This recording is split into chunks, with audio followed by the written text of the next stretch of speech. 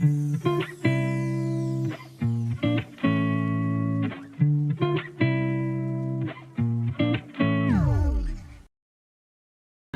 On ಮಾಡ್ಕೊಂಡು ಒಂದು ಕಡಾಯಿ ಇಟ್ಕೊಂಡಿದ್ದೀನಿ. ಕಡಾಯಿ ಬಿಸಿ ಆಗೋಕೆ ಒಂದು 2 ನಿಮಿಷ ಬಿಡೋಣ. ಈಗ 2 ನಿಮಿಷ ಆಗಿದೆ, ಕಡಾಯಿ ಕೂಡ ಬಿಸಿಯಾಗಿದೆ. ಈಗ ಇದಕ್ಕೆ 1 ಸ್ಪೂನಷ್ಟು ಮೆಣಸು ತಗೊಂಡಿದ್ದೀನಿ. ಈಗ ಇದನ್ನು ಹಾಕೋಣ ಕಡಾಯಿಗೆ. ಹಾಗೇನೆ 1 ಸ್ಪೂನಷ್ಟು ಜೀರಿಗೆ ತಗೊಂಡಿದ್ದೀನಿ. ಈಗ ಇದನ್ನು ಹಾಕೋಣ. ಹಾಗೇನೆ ಒಂದು 5 ಒಣಮೆಣಸಿನ್ಕಾಯಿ ತಗೊಂಡಿದ್ದೀನಿ. ಈಗ ಇದನ್ನು ಹಾಕೋಣ. ಈಗ ಕಲಸ್ಕೊಂಡ್ಬಿಡೋಣ. ಇದನ್ನ ಮೀಡಿಯಂ ಫ್ಲೇಮಲ್ಲೇ ಫ್ರೈ ಮಾಡ್ಕೋಬೇಕು. ಈಗ ಇವೆಲ್ಲ ಫ್ರೈ ಆಗಿದಾವಲ್ಲ, ಈಗ ಸ್ಟವ್ ಆಫ್ ಮಾಡಿಕೊಂಡು ಒಂದು 5 ನಿಮಿಷ ತಣ್ಣಗಾಗಕ್ಕೆ ಬಿಡೋಣ. 5 ನಿಮಿಷ ಆಗಿದೆ. ಈಗ ಇವೆಲ್ಲ ತಣ್ಣಗಾಗಿದ್ದಾವೆ. ನಾವು ಇವನ್ನೆಲ್ಲ ಮಿಕ್ಸಿ ಜಾರಿಗೆ ಹಾಕ್ಕೊಂಡು ಮಿಕ್ಸಿ ಮಾಡ್ಕೊಂಡ್ಬಿಡೋಣ. ಈಗ ನಾವು ಫ್ರೈ ಮಾಡಿ ಇಟ್ಕೊಂಡಿದ್ವಲ್ಲ, ಇವನ್ನೆಲ್ಲ ಮಿಕ್ಸಿ ಜಾರಿಗೆ ಹಾಕ್ಕೊಂಡಿದ್ದೀನಿ. ಈಗ ಮೆತ್ತಗೆ ಪೌಡ್ರ್ ಥರ ಮಿಕ್ಸಿ ಮಾಡ್ಕೊಂಡ್ಬಿಡೋಣ. ಈಗ ನಾನು ಮಿಕ್ಸಿ ಮಾಡ್ಕೊಂಡಿದ್ದೀನಲ್ಲ, ಈ ಥರ ಇರಬೇಕು ಪೌಡ್ರು. ಈ ಥರ ಇದ್ರೆ ಸಾಕು. ಈಗ ಇದನ್ನು ಒಂದು ಪ್ಲೇಟಿಗೆ ತಕೊಂಡ್ಬಿಡೋಣ. ಈಗ ಮಿಕ್ಸಿ ಮಾಡಿ ಇಟ್ಕೊಂಡಿರೋ ಪುಡಿನ ಈಗ ಒಂದು ಪ್ಲೇಟಿಗೆ ತಕೊಂಡಿದ್ದೀನಿ. ಈಗ ಇದನ್ನು ಒಂದು ಸೈಡಿಗೆ ಇಟ್ಕೊಂಡ್ಬಿಡೋಣ. ಈಗ ಅದೇ ಮಿಕ್ಸಿ ಜಾರಿಗೆ ನಾನು ಒಂದು ಸ್ವಲ್ಪ ಕೊಬ್ಬರಿ ತೊಗೊಂಡಿದ್ದೀನಿ. ಈ ಕೊಬ್ಬರಿನ ಈ ಥರ ಸಣ್ಣದಾಗಿ ಕಟ್ ಮಾಡಿ ಇಟ್ಕೊಂಡಿನಿ. ಈಗ ಇದನ್ನು ಮಿಕ್ಸಿ ಜಾರಿಗೆ ಹಾಕೋಣ. ಇದನ್ನು ಮಿಕ್ಸಿ ಮಾಡ್ಕೊಂಡ್ಬಿಡೋಣ. ಈಗ ಕೊಬ್ಬರಿನ ಮಿಕ್ಸಿ ಮಾಡ್ಕೊಂಡಿನಲ್ಲ, ಈಗ ಈ ಥರ ಆಗಬೇಕು ಪುಡಿ ಪುಡಿಯಾಗಿ. ಈಗ ಇದಕ್ಕೆ ನಾನು ಒಂದು ಸ್ವಲ್ಪ ನೆಲ್ಲಿಕಾಯಿ ತೊಗೊಂಡಿದ್ದೀನಿ. ನೆಲ್ಲಿಕಾಯಿನ ಈ ಥರ ಕಟ್ ಮಾಡಿ ಇಟ್ಕೊಂಡಿದ್ದೀನಿ ಸಣ್ಣದಾಗಿ. ಈಗ ಇದನ್ನು ಮಿಕ್ಸಿ ಜಾರಿಗೆ ಹಾಕೋಣ. ಇದನ್ನು ಮೆತ್ತಗೆ ಪೇಸ್ಟ್ ಥರ ಮಿಕ್ಸಿ ಮಾಡ್ಕೊಂಬಿಡೋಣ. ಒಂದು ಸ್ವಲ್ಪ ನೀರು ಕೂಡ ಹಾಕಿ ಮಿಕ್ಸಿ ಮಾಡ್ಕೊಂಬಿಡೋಣ.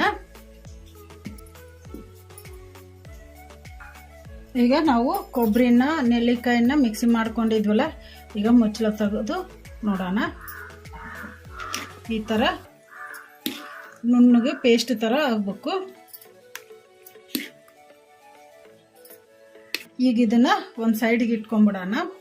ನಾನು ಸ್ಟವ್ ಆನ್ ಮಾಡ್ಕೊಂಡು ಒಂದು ಕಡಾಯಿ ಇಟ್ಕೊಂಡಿದ್ದೀನಿ. ಕಡಾಯಿಗೆ ಒಂದು 3 ಸ್ಪೂನಷ್ಟು ಎಣ್ಣೆ ಹಾಕಿಟ್ಟಿದ್ದೀನಿ. ಈಗ ಎಣ್ಣೆ ಬಿಸಿ ಆಗೋಕ್ಕೆ ಒಂದು 2 ನಿಮಿಷ ಬಿಡೋಣ. ಈಗ 2 ನಿಮಿಷ ಆಗಿದೆ, ಎಣ್ಣೆ ಕೂಡ ಬಿಸಿ ಆಗಿದೆ. ಈಗ ಇದಕ್ಕೆ 1 ಸ್ಪೂನಷ್ಟು ಸಾಸಿವೆ ಜೀರಿಗೆ ಹಾಕೋಣ.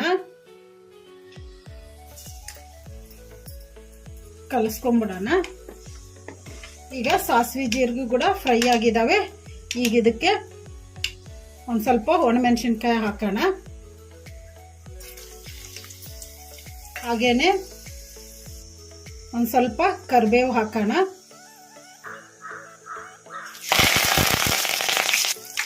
ಕಲಸ್ಕೊಂಡ್ಬಿಡೋಣ.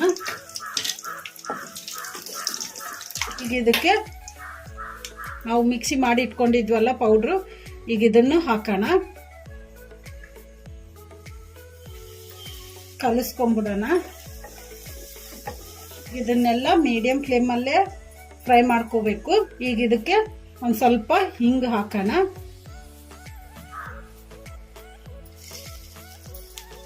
ಕಲಸ್ಕೊಂಡ್ಬಿಡೋಣ. ಈಗ ಇವೆಲ್ಲ ಫ್ರೈ ಆಗಿದಾವಲ್ಲ, ಈಗ ಇದಕ್ಕೆ ನಾವು ಮಿಕ್ಸಿ ಮಾಡಿ ಇಟ್ಕೊಂಡಿದ್ವಲ್ಲ ಕೊಬ್ಬರಿನೂ ನೆಲ್ಲಿಕಾಯಿ, ಈಗ ಇದನ್ನು ಹಾಕೋಣ.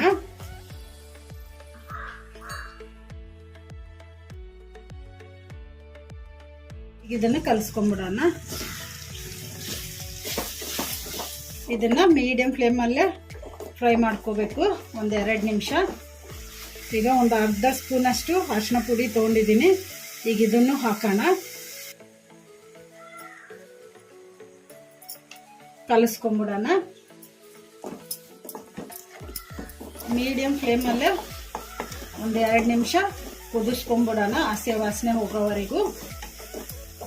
ಹಾಗೇನೆ ಸ್ವಲ್ಪ ಬೆಳ್ಳುಳ್ಳಿ ಹಾಕೋಣ. ಒಂದು ಗಡ್ಡೆಯಷ್ಟು ಬೆಳ್ಳುಳ್ಳಿ ತೊಗೊಂಡಿದ್ದೆ, ಅದನ್ನು ಸಿಪ್ಪೆ ಸುಲಿದು ಇಟ್ಕೊಂಡು ಜಜ್ಜಿ ಇಟ್ಕೊಂಡಿದ್ದೀನಿ. ಈಗ ಇದನ್ನು ಹಾಕೋಣ, ಕಲಿಸ್ಕೊಂಬಿಡೋಣ. ಈಗ ಬೆಳ್ಳುಳ್ಳಿ ಈಗ ಯಾಕೆ ಹಾಕ್ತಿದ್ದೀನಿ ಅಂದರೆ ಫ್ಲೇವರ್ ಚೆನ್ನಾಗಿರ್ತೈತಿ ಅಂತ ನಾನು ಈಗ ಹಾಕ್ತಿದ್ದೀನಿ. ಈಗ ಒಂದು 2 ನಿಮಿಷ ಹಾಗೇನೆ ಫ್ರೈ ಮಾಡ್ಕೊಂಬಿಡೋಣ. ಮೀಡಿಯಮ್ ಫ್ಲೇಮಲ್ಲಿ ಈ ಥರ ಕಲಿಸ್ಕೊಂತ ಫ್ರೈ ಮಾಡ್ಕೊಂಬಿಡೋಣ. ಈಗ 2 ನಿಮಿಷ ಆಗಿದೆ, ಹಸಿ ವಾಸನೆ ಕೂಡ ಹೋಗಿದೆ. ಈಗ ಇದಕ್ಕೆ ಅದೇ ಮಿಕ್ಸಿ ಜಾರಿಗೆ ನೀರು ಹಾಕಿದ್ದೀನಿ. ಈಗ ಇದನ್ನು ಹಾಕೋಣ.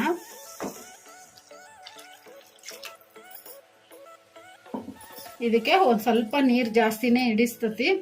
ಈಗಿದು ನೆಲ್ಲಿಕಾಯಿ ಸಾರಲ್ಲ, ಅದಕ್ಕೆ ಒಂದು ಸ್ವಲ್ಪ ನೀರು ಜಾಸ್ತಿನೇ ಹಾಕ್ಕೋಬೇಕು. ಈಗ ಕಲಿಸ್ಕೊಂಬಿಡೋಣ. ಈಗ ಇದನ್ನ ಹೈ ಫ್ಲೇಮಲ್ಲಿ ಕುದಿಸ್ಕೊಂಬಿಡೋಣ. ಈಗ ಇದಕ್ಕೆ ರುಚಿಗೆ ಎಷ್ಟು ಬೇಕೋ ಅಷ್ಟು ಉಪ್ಪು ಹಾಕೋಣ. ನಾನು ಕಲ್ಲುಪ್ಪು ತಗೊಂಡಿದ್ದೀನಿ. ಈಗ ಇದನ್ನು ಹಾಕೋಣ.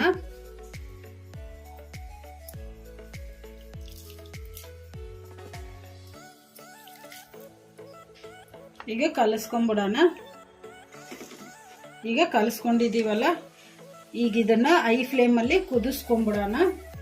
ಈಗ ಚೆನ್ನಾಗಿ ಕುದೀತಿದೆ ಅಲ್ಲ, ಈಗ ಇದಕ್ಕೆ ಒಂದು ಸ್ವಲ್ಪ ಬೆಲ್ಲ ಹಾಕೋಣ, ಕಲಿಸ್ಕೊಂಬಿಡೋಣ.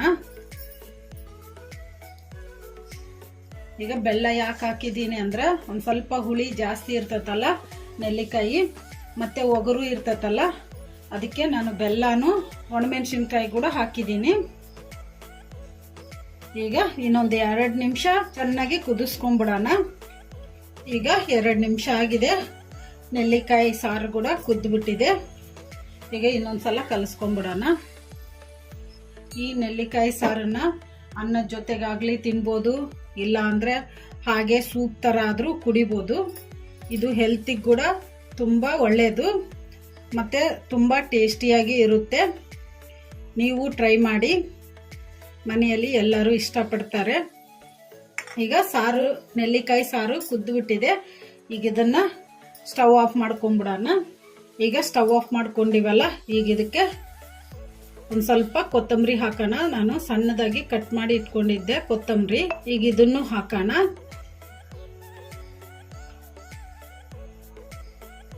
ಈಗ ರೆಡಿಯಾಗಿದೆ ನೆಲ್ಲಿಕಾಯಿ ಸಾರು. ಈಗ ಇದನ್ನ ಸರ್ವ್ ಮಾಡ್ಕೊಂಡ್ಬಿಡೋಣ.